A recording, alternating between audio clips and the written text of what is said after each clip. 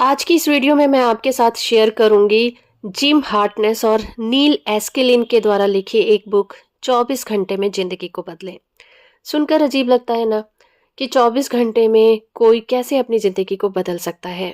लेकिन ये बुक इतनी खूबसूरत तरीके से लिखी गई है जिसे सुनकर अगर आप अपनी जिंदगी में बताई गई तरकीबों को आजमाएं तो आप अपनी जिंदगी को 24 घंटे में जरूर बदल पाएंगे।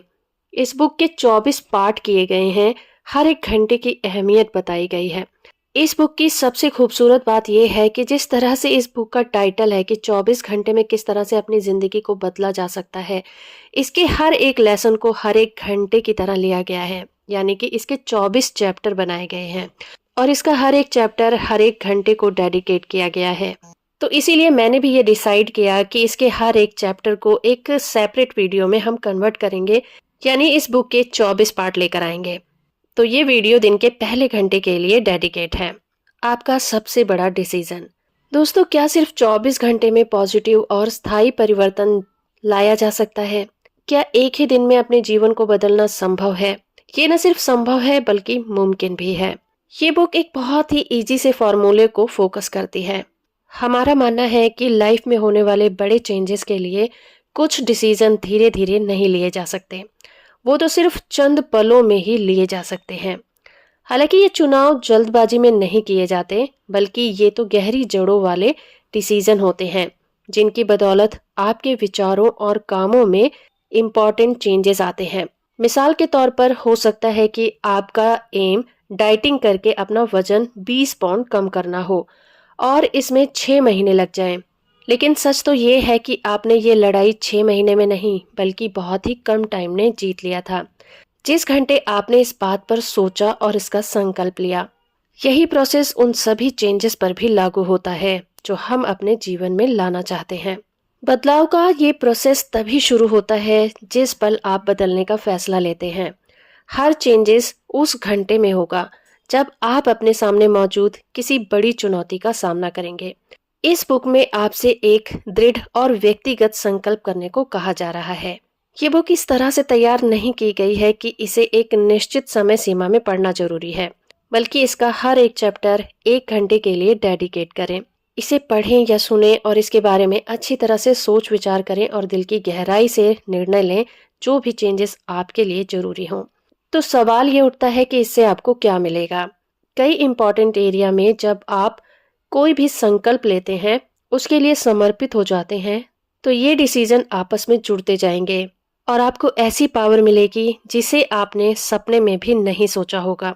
इसका आपके कामकाज, आपकी फिजिकल बॉडी, आपकी हेल्थ, आपके पर्सनल रिलेशनशिप, आपकी हर एक चीज पर पॉजिटिव असर पड़ेगा। ये सारा प्रोसेस कहाँ से शुरू होता है? किसी भी मनोविज्ञान या मनोचिकित्सक से पूछ लें, आपको एक ही जवाब मिलेगा, चेंजेस के डिसीजन के बिना कुछ भी नहीं होता। दोस्तों, इस बुक में हमसे हमारे विचारों, हमारा लक्ष्य, नजरिया और आदतों के बारे में डिसीजन लेने के लिए कहा जाएगा। लेकिन इन सभी चीजों के बारे में डिसीजन लेना तब तक बेकार है जब तक कि आप सबसे इम्पोर्टेंट डिसीजन न ले लें, और वो डिसीजन है अपने आप को बदलने के लिए इच्छुक और तत्पर होने का निर्णय। आप कह सकते हैं कि मैंने पहले भी कई बार ऐसी कोशिश की है लेकिन उससे कुछ नहीं होता। लेकिन आप सोचिए, यही बात एक पर्वतारोही माउंट एवरेस्ट पर 3 बार चढ़ने की असफल कोशिश करने के बाद भी कह सकता था। लेकिन इसके बजाय उसने शिखर की ओर देखकर कहा, तुमने मुझे 1 बार हरा दिया, तुमने मुझे 2 बार हरा दिया, तुमने मुझे 3 बार हरा दिया, लेकिन पहाड़, किसी दिन मैं तुम पर विजय पालूंगा, क्योंकि तुम इससे ज्यादा बड़े नहीं बन सकते, लेकिन मैं तुमसे ज्यादा बड़ा बन सकता हूँ। दोस्तों, चाहे आप इसे जानते हैं या नहीं, लेकिन हर चीज जिसमें हमारी बॉडी भी शामिल है, हर दिन इसमें निरंतर परिवर्तन होते रहते हैं। जब आप उसी पहाड़ पर दोबारा चढ़ते हैं तो ये बिल्कुल नया अनुभव होता है। महान विद्वान भी यही कहते हैं, आप उसी नदी में दोबारा कदम नहीं रख सकते क्योंकि नदी का पानी निरंतर बहता रहता है और समुद्र में जाकर मिल जाता है। इसीलिए आपको परिवर्तन से घबराने की जरूरत नहीं है। यही जीवन का नियम है और जीवन जीने की निशानी भी है। अगर आपके शरीर की सभी कोशिकाएं लगातार खुद को ना बदलें तो आप मर जाएंगे। और हम सभी डिक्शनरी को पढ़ते हैं, उसका भी शब्दकोश यही कहता है कि एक शब्द के बदले दूसरे शब्द को रख देना, यही उसकी डेफिनेशन है। तो सबसे जरूरी क्वेश्चन उठता है कि हमें बदलाव कहाँ करना है। जैसे कि हमने जाना कि इस दुनिया में कुछ भी स्थायी नहीं है। हमारा व्यक्तित्व, हमारी भावनाएं, हमारी फीलिंग, सभी कुछ लगातार बदलते रहते हैं। और सबसे डराने वाली बात यह है कि ज्यादातर लोगों के जीवन में ये जो बदलाव हो रहे हैं, बिना किसी दिशा या विचार के व्यक्तिगत नियंत्रण के हो रहे हैं। जब हम खुद में परिवर्तन करने के बारे में नहीं सोचते, तो जो परिवर्तन होते हैं वो दिशाहीन हो जाते हैं। क्योंकि परिवर्तन होना ही जिंदगी का नियम है, परिवर्तन तो होते ही रहेंगे, लेकिन जरूरत है उन परिवर्तनों को दिशा देने की। आप किस दिशा में परिवर्तन करना चाहते हैं, उसके बारे में डिसीजन लेने की। हम खुद को किस तरह बदलें, ये फैसला करने के बजाय हम बाहरी चेंजेस पर ही प्रतिक्रिया करने लग जाते हैं। और रिएक्शन करने का एक आम तरीका होता है नौकरी, जीवन साथी या दोस्त बदल लेना। लोग सोचते हैं कि अगर उनका बॉस या जीवन साथी या फिर मकान उनके हिसाब का नहीं है, तो वो उसे बदलने के बारे में सोचते हैं। लेकिन ज्यादातर लोग कभी भी इसके रूट्स के बारे में नहीं सोचते कि उन्हें लोगों को नहीं बल्कि खुद को बदलने की जरूरत है। जरा अपने चारों तरफ नजर डालिए, आपको दो तरह के लोग दिखेंगे, जो बदल रहे हैं और जो परिवर्तन का प्रतिरोध कर रहे हैं, यहाँ तक कि इससे बच भी रहे हैं। दोस्तों, कभी आपने उन लोगों के बारे में सोचा है जिन्होंने कहा था कि मैं कभी कंप्यूटर का इस्तेमाल नहीं करूंगा? वो आज या तो निहायत ही घिसा पिटा काम कर रहे हैं, या फिर बिना तरक्की वाला काम कर रहे हैं, या फिर उन्होंने डाटा प्रोसेसिंग की क्रांति में हिस्सा लेना शुरू कर दिया है और अपने अंदर बदलाव लाने शुरू कर दिए, जिसे करने से दूसरे लोग घबराते हैं। आपने देखा होगा कि अगर बिजनेस ग्राहकों की मांग के हिसाब से ना बदले तो उसका दिवालिया निकल जाएगा। आपको कैसा लगेगा अगर आपका डॉक्टर ऑपरेशन करते हुए हाईटेक लेजर मशीन के बजाय पुराने जमाने का चाकू निकाल ले? आपको ये कहानी तो याद होगी जो ईसा मसीह ने पुरानी वाइनस्किन्स के बारे में कही थी। वे कड़क और सूखी थी, उनमें फैलने की क्षमता नहीं थी। कई लोग भी इसी तरह के होते हैं। वे पुराने विचारों को ही जकड़े रहते हैं और अपनी गलती मानना ही नहीं चाहते। ईसा मसीह ने चेतावनी दी थी कि हमें नई शराब पुरानी वाइनस्किन्स में नहीं रखनी चाहिए, वरना वाइनस्किन्स फट जाएंगी, शराब फैल जाएगी और वाइनस्किन्स बर्बाद हो जाएंगी।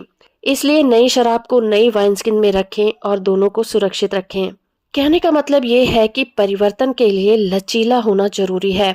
जो फ्लेक्सिबल नहीं होगा उसके अंदर बदलाव भी नहीं आ सकते। जो अकड़ा हुआ होगा वो टूट जाएगा। अगर मैं आपसे ये कहूँ कि आज से 10 साल बाद आपका जीवन ठीक वैसा ही होगा जैसा कि इस वक्त है, तो आप इस पर क्या रिएक्शन देंगे? शायद आप इस भविष्यवाणी पर ज्यादा रोमांचित नहीं होंगे, क्योंकि इसमें कुछ भी रोमांचकारी नहीं है। ये ऐसी बात नहीं है जिसमें देर की जाए। आपको चेंजेस के लिए प्रोसेस इसी वक्त शुरू कर देना चाहिए। एक पुरानी कहावत है, हम निर्णय लेकर ही निर्णय लेना सीख लेते हैं। शुरुआत में चेंजेस का संकल्प करते समय 4 बातें जानना जरूरी होता है। पहला ये कि निर्णय भले ही गलत हो, लेकिन फिर भी डिसीजन लेना सकारात्मक शुरुआत और प्रगति की निशानी होता है। काम किस तरह पूरा किया जाएगा, इसकी जानकारी तो बाद में बनेगी। सबसे पहले तो शुरू करने का डिसीजन लेना होगा। इस डिसीजन से ही हमारी रचनात्मक ऊर्जा बाहर निकलेगी, जो आगे के काम के लिए हमारे लिए जरूरी हथियार की तरह होगा। बहरहाल, ज्यादातर लोग डिसीजन लेने के प्रोसेस को ही पूरा नहीं कर पाते। वो शुरुआत में ही ये जानना चाहते हैं कि इसे कैसे करना है। शायद वो इसकी योजना भी बना लें, लेकिन वो संकल्प नहीं कर पाते। अगर डिसीजन ना लेने की कंडीशन ज्यादा टाइम तक चले तो उसका परिणाम होता है डर और शंका करना, और गलती की तरफ तो सबसे ज्यादा ध्यान जाता है। और इससे सबसे बड़ा सबक ये मिलता है कि आप उन गलतियों से नहीं सीख सकते जो आपने की ही नहीं है।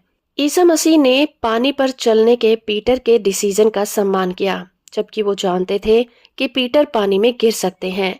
उन्होंने पीटर को असफल होने दिया, क्योंकि यही सीखने और विकास करने का एक रास्ता है। गलत डिसीजन सुधारे जा सकते हैं, लेकिन जो डिसीजन कभी लिया ही नहीं गया उसे कैसे सुधारा जाए? हमारे पास चुनाव करने की फ्रीडम होती है। इसका मतलब ये है कि हमारे पास खुद को मूर्ख साबित करने का भी फ्रीडम है। हमारे पास असफल होने की भी फ्रीडम है। जब हमारे पास असफल होने की फ्रीडम हो, तभी हम जांच करने, इन्वेस्टिगेट करने और विकास करने के लिए फ्री होते हैं। वैसे ही अगर हम अपने जीवन में प्रोग्रेस करना चाहते हैं तो हमें भी ध्यान रखना चाहिए कि हम गैर जिम्मेदारी से असफलता का चुनाव ना करें। तीसरा ये कि मार्गदर्शन सिर्फ गतिमान चीजों को ही मिलता है।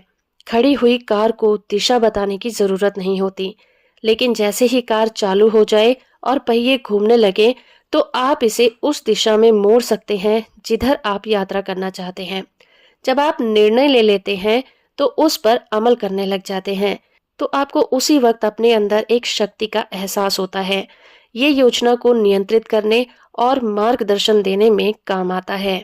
चौथी और जरूरी चीज ये कि कोई भी चीज हिलने के डिसीजन के बिना हिलती नहीं है। अगर कंडीशन और बाहरी प्रभावों के भरोसे रहेंगे तो आपका जीवन दिशाहीन हो जाएगा। जिंदगी बिना किसी उद्देश्य के चलती रहेगी। इसीलिए चेंजेस के अत्यावश्यक निर्णय लेने से बचना इतना ज्यादा खतरनाक है। इसलिए आपको असफलता से बचना नहीं है, सफल होने के लिए डिसीजन लेना है। फिर चाहे आपको असफलता का सामना ही क्यों ना करना पड़े, आप अपनी गलतियों से सीखेंगे। आप ये तो अच्छी तरह से जानते हैं कि जो साइंटिफिक खोजें होती हैं वो लगातार शोध करने से होती हैं, रिसर्च करने से होती हैं। किसी छोटी सी खोज के लिए सैकड़ों बार उन्हें असफल होना होता है, उसके बाद कहीं जाकर उन्हें सफलता मिलती है। तो अब जरूरी सवाल ये है कि कहाँ से शुरू करें। किसी भी नक्शे को देखते समय आपका पहला सवाल ये है कि मैं कहाँ हूँ।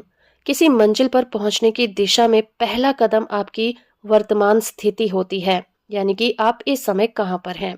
सहायता करने वाले पेशों से जुड़े लोग जानते हैं कि लोगों के व्यवहार में परिवर्तन तब तक नहीं होगा जब तक कि उन्हें ये न पता चल जाए कि वो कहाँ हैं और किस कंडीशन से उन्हें निपटना है। प्रेजेंट सिचुएशन से निपट नहीं पाना ही लोगों की ज्यादातर असफलता का कारण होता है। बाइबल हमें ईश्वर का दृष्टिकोण बताता है। ईश्वर हमें इसलिए नहीं बदलता ताकि वो हमें स्वीकार कर सके, वो हमें स्वीकार करता है ताकि हम बदल सकें। एक्सेप्टेंस ना सिर्फ चेंजेस से पहले आती है, बल्कि ये चेंजेस की प्रेरणा भी होती है। एक बार जब हम चीजों को उनकी वास्तविक रूप में देख लेते हैं तो हम में इसे बदलने की तीव्र इच्छा पैदा हो जाती है। एक बार लंदन के एक स्टूडियो में एक कलाकार ने अपनी खिड़की से एक बेघर आदमी को देखा जो सड़क पर गटर के पास खड़ा था। आर्टिस्ट अपनी स्केचबुक निकालकर उसका ड्राइंग करने लग जाता है, लेकिन उसने वास्तविकता से बिल्कुल ही अलग तस्वीर बना दी। तस्वीर में उस आदमी की भुहें चढ़ी हुई नहीं थी, वो सड़क पर सिकुड़ा हुआ भी नहीं पड़ा था। इसके बजाय आर्टिस्ट ने उसे तनकर खड़ा दिखाया था और उसके कंधे भी तने हुए थे। अपनी पेंसिल ड्राइंग पूरी करने के बाद आर्टिस्ट दौड़कर नीचे सड़क पर गया और उस व्यक्ति से बोला, देखो मैंने तुम्हारी तस्वीर बनाई है। उस आदमी ने जो देखा उसे उस पर यकीन नहीं हुआ। उसने एक तरफ करवट लेते हुए कहा, सर क्या आप मुझे इस तरह देखते हैं? हाँ बिल्कुल, इस तस्वीर की तरह। फिर उसने कहा, इसे तुम अपने पास रख सकते हो। वो आदमी उठकर खड़ा हुआ और बोला, अगर आप मुझे इस तरह से देखते हैं तो मैं ऐसा ही बनकर दिखाऊंगा। उस तस्वीर को अपने दोनों हाथों में थामकर वो तनकर खड़ा हो गया और बोला, सर मैं दोबारा इस गटर में कभी नहीं लौटूंगा। तो दोस्तों, हम सभी अपने द्वारा चुने हुए डिसीजन का ही परिणाम होते हैं, और अगर हमें प्रोडक्ट पसंद नहीं आता तो हम नए चुनाव करने के लिए भी फ्री होते हैं। अक्सर लोग कहते हैं, अगर मेरे साथ ये नहीं हुआ होता तो कंडीशन बिल्कुल अलग होती। वो अपनी समस्याओं के लिए दूसरे लोगों और बाहरी कंडीशन को दोष लगाते रहते हैं। जब तक वो खुद को शिकार और पीड़ित के रूप में देखते रहेंगे तब तक उनमें चेंजेस करने की शक्ति पैदा नहीं हो सकती। खुद को विक्टिम समझने वाले लोग इस बात से इनकार करते हैं कि उनमें अपने जीवन को दिशा देने की कॉग्निटिव फैकल्टी नहीं है। कहा जाता है कि अगर आप नीचे गिरकर लोट लगाने लगे तो 6 इंच कीचड़ में भी डूब सकते हैं। सोशल कॉग्निटिव थ्योरी के जनक अल्बर्ट बेंडूरा का मानना है कि इंसान अपने जीवन को दिशा देने का एक निर्णय लेता है, जिसे रेसिप्रोकल ट्राइडिक डिटर्मिनिज्म कहा जाता है। दूसरे शब्दों में 3 परस्पर जुड़े घटक हमारे जीवन को संचालित करते हैं, और ये घटक हैं विचार, कार्य और परिवेश। बाहरी सिचुएशन सिर्फ हमारे डिसीजन को प्रभावित करती है। इसी तरह से हम सूचना को विचारों में प्रोसेस करते हैं, जिससे ये तय होता है कि हम कौन सा काम करेंगे। ज्ञान विचार से पहले आता है। उसके बारे में हम जो सोचते हैं उसी से हमारा व्यवहार तय होता है। तो दोस्तों, शुरुआती दौर में आपकी मंजिल तक जाने का सबसे छोटा रास्ता है वो हाईवे जिस पर लिखा हुआ है परिवर्तन की इच्छा। क्या ये जोखिम भरा है? तो हाँ, ये बिल्कुल जोखिम भरा है। क्या रास्ते में असफलताएं मिलेंगी? यकीनन मिलेंगी। क्या लोग आपके इरादे पर हंसेंगे? शायद हंस भी सकते हैं। लेकिन ऐसा तभी होगा जब आप इन बातों को ऐसे लोगों से बताएंगे जो व्यक्तिगत विकास के मामले में आपके समान स्तर पर नहीं है। लेकिन याद रखें, जोखिम का अंत हमेशा तबाही नहीं होता और असफलता कभी घातक नहीं होती।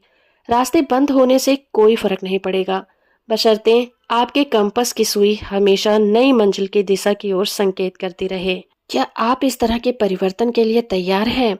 और ये फैसला पूरी तरह से आपका है। तो दोस्तों, ये था इसका पहला चैप्टर जो 1 घंटे के लिए डेडिकेटेड था। इसके दूसरे घंटे के वीडियो के लिए हम आपसे मिलेंगे दूसरे वीडियो में। होप कि ये वीडियो आपको इंटरेस्टिंग लगा होगा। वीडियो को लाइक और चैनल को सब्सक्राइब करना बिल्कुल मत भूलिएगा।